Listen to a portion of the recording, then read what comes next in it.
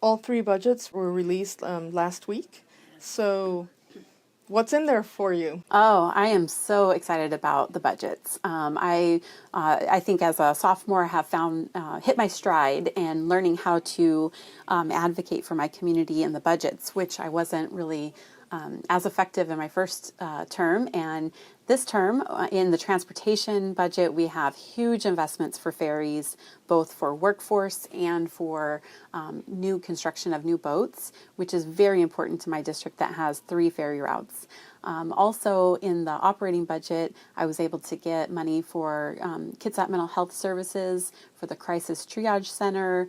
I was able to get the incarcerated people their first raise in at least 20 years. So people in prison have been making 42 cents an hour for their work, and I was able to get a raise to no less than $1 an hour, which will make a huge difference for people that are in prison. I was also able to get significant investments in the Credible Messengers programs across the state.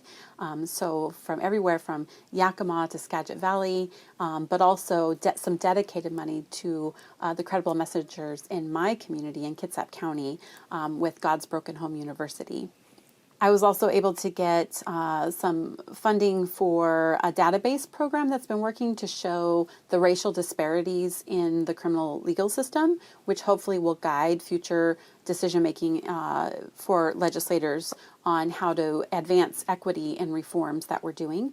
Also, I'm just really excited about the investments in behavioral health and a 15% increase in behavioral health care reimbursement because behavioral health is really important and so under-resourced throughout our state.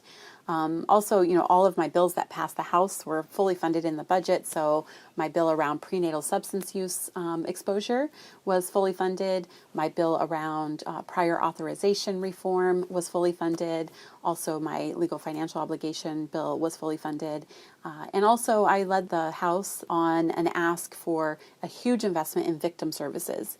And so I was really happy to see over $62 million of dedicated funding for victims, whether that's domestic violence, children who are sexually abused, or the sexual assault centers, huge investments in victim services. So I was really happy about that as well.